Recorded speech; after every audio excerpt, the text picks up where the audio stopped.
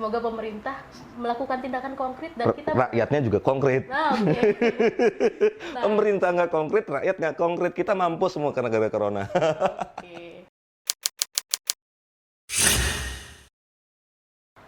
Assalamualaikum warahmatullahi wabarakatuh. Salam Sobat Sastra BM. Sobat Sastra BM, saat ini kita tengah menghadapi wabah corona. Belakangan ini, saya perhatikan banyak pembuatan buku, puisi, musik mengenai corona. Ini seakan-akan sebuah tindakan yang sepenuhnya baik. Tetapi, apa kemudian tidak ada implikasi-implikasi moral di dalamnya? Hari ini kita akan membicarakannya. Seperti biasa, saya ditemani oleh redaktur sastra BM.co, Kak Muhammad Rois Rinaldi. Kak Rois, apakah etis seorang sastrawan menciptakan karya sastra di tengah wabah? Pikiran tentang tanggung jawab kesenian terhadap masyarakat adalah pikiran yang seakan-akan sepenuhnya benar, sepenuhnya baik, tanpa implikasi-implikasi moralitas di dalamnya. Saya ingin mereview pada tahun 2004, di mana tsunami melanda Aceh. Ketika itu banyak sekali karya lahir pada waktu yang sangat bertepatan dengan kejadian bencana. Apakah kemudian itu tepat? Apakah kemudian itu layak? Apakah kemudian itu patut? Disinilah kita akan melihat bahwa kekaryaan semestinya memiliki jarak yang cukup dari bencana. Tidak kemudian menjadikan bencana sebagai lahan eksploitasi estetik. Ini yang disebut menjual-jual bencana, menjual-jual penderitaan untuk karya. Itu masa lalu. Pada tsunami Banten pun, saya pernah memprotes beberapa pihak yang mengatakan bahwa kita harus segera mengirim buku, rak buku di tempat-tempat yang dilanda bencana. Baru 1 hari mereka sudah mengatakan itu. Seperti itu baik, seperti ini tanpa implikasi. Tetapi persoalannya adalah, bermoralkah? Karena kebutuhannya ketika itu adalah bukan itu. Mayat masih bergelimpangan dan sebagainya. Niat baik ini tidak dapat dikatakan sepenuhnya baik. Berarti Kak, teman-teman yang menerbitkan sebuah buku, karya, itu bisa kita katakan sebagai tindakan immoral ya Kak? Ini ada perbedaan antara tsunami dengan wabah corona. Tsunami itu adalah kejadian yang insidental. Dia tidak seperti wabah corona yang kita tidak pernah tahu kapan dia akan berakhir. Saya membayangkan ini seperti lahirnya blues, lahirnya jazz, sebagai bentuk perlawanan terhadap keadaan yang tidak menyenangkan.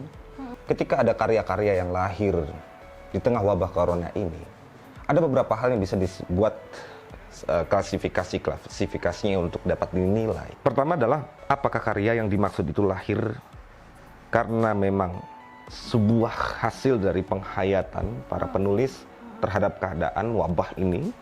Sekali lagi, ini kan bukan bersifat insidental. Bagaimana perasaan mereka melihat kenyataan, melihat sikap pemerintah, melihat penanganan, melihat korban yang sekarang sudah di angka berapa, 31 korban meninggal, sementara yang sembuh adalah 19 atau 11. Itu perbandingannya sangat jauh, sementara negara-negara lain mengatakan kita hanya akan memakan korban karena 2% dari seluruh orang yang kena corona. Ada mungkin kelahiran karya di tengah gejolak itu. Kemudian di mana karya itu diantarkan mungkin ke koran untuk menyuarakan ketidaksepakatan, mendesak pemerintah untuk melakukan tindakan yang lebih konkret ketimbang berwacana dan sebagainya, itu bagi saya adalah lazim, boleh. Yang kedua adalah bagaimana jika seseorang melakukan selebrasi, mengadakan kegiatan-kegiatan selebratif yang diadakan pada keadaannya sedemikian kacaunya. Bikin peluncuran buku, pertemuan-pertemuan penyair kan banyaknya di Indonesia itu. Itu baru saya akan sebut sebagai tindakan yang immoral. Karena tidak boleh orang melakukan selebrasi di tengah kekacauan. Di tengah bencana kita berselebrasi. Tidak boleh bersenang-senang di atas penderitaan orang kali ya. Sebetulnya bukan di atas penderitaan itu. Ya, tapi berpesta di tengah, di sisi tepat bersisian dengan orang-orang yang mengalami penderitaan. Yang dalam kaitan hal ini pun sesungguhnya yang berselebrasi itu pun bukan orang yang aman. Ini wabah yang bisa saja menjangkit siapapun. betul. Artinya selebrasi di tengah corona ini baru saya sebut sebagai tindakan yang Immoral ya kan? immoral. Baik. Itu dua kelompok terlebih dahulu. Belum lagi kalau kita menyeret apakah sastrawan sebagai pribadi juga ikut bergerak. Artinya karya seperti yang saya katakan di beberapa episode sebelumnya, bahwa bagi saya sastrawan penulis tidak hanya karya tulisnya yang disebut karya, tetapi sikap, tindakan itu adalah bagian dari karya. Jadi ketika wabah corona ini menjadi trigger dalam kelahiran sebuah karya, apakah itu dibenarkan, Kak? Ya kan seperti yang saya tadi katakan, itu tergantung klasifikasinya bagaimana. Belum lagi antologi-antologi puisi itu dibuat untuk mencatat misal keteledoran dari sebuah zaman, di mana kalau kita berbicara keteledoran sebuah zaman, berarti orang-orang di dalam zaman itu teledor mengurusi sebuah bencana, sebuah wabah, itu juga dapat dikatakan yang tidak bermasalah. Sah-sah saja. Sah saja.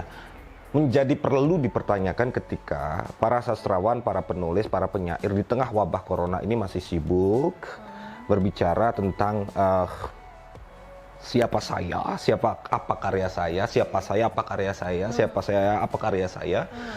Itu bagi saya, di luar wabah corona pun bagi saya akut.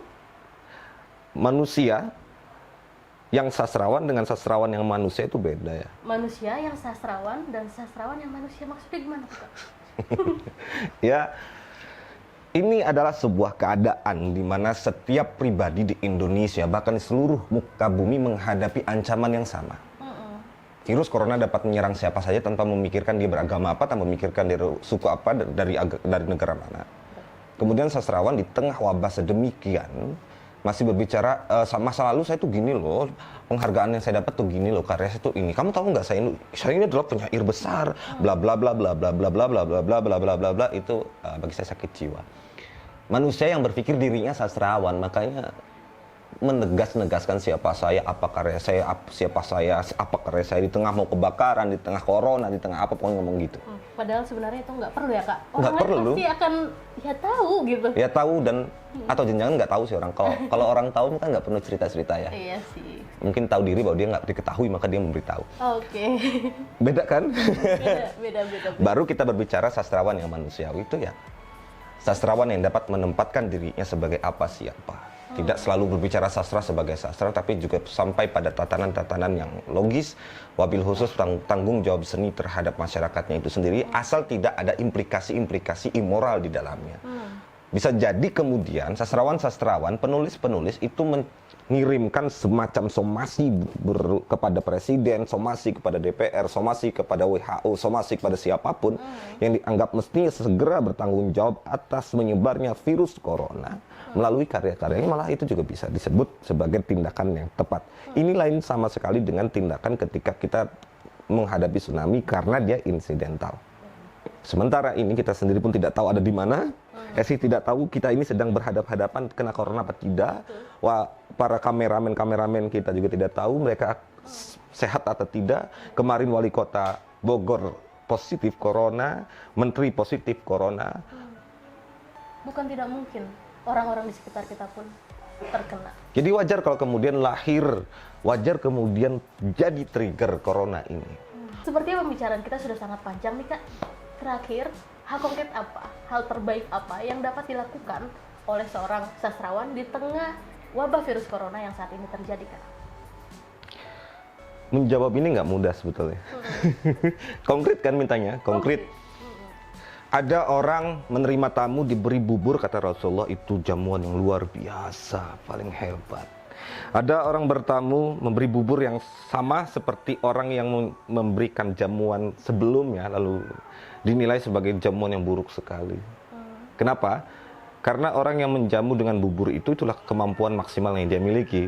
Sementara yang kedua, dia menjamu dengan bubur, Anda harusnya bisa menjamu lebih dari itu. Ini untuk menarik tadi jawabannya, apa yang harus dilakukan para sastrawan di tengah pandemi corona ya? Iya. Itu tidak dapat dibuat umum. Masing-masing silakan lakukan yang terbaik, yang sesuai dengan kapasitasnya. Kalau sastrawan itu adalah dokter yang bisa ikut terlibat dalam penanganan corona, terlibatlah. Kalau sastrawan itu adalah seorang yang sangat kaya raya, ya sumbangkan uangnya untuk penanganan corona. Artinya sikap terbaik adalah melakukan hal terbaik yang dapat dilakukan oleh dirinya sesuai kapasitasnya.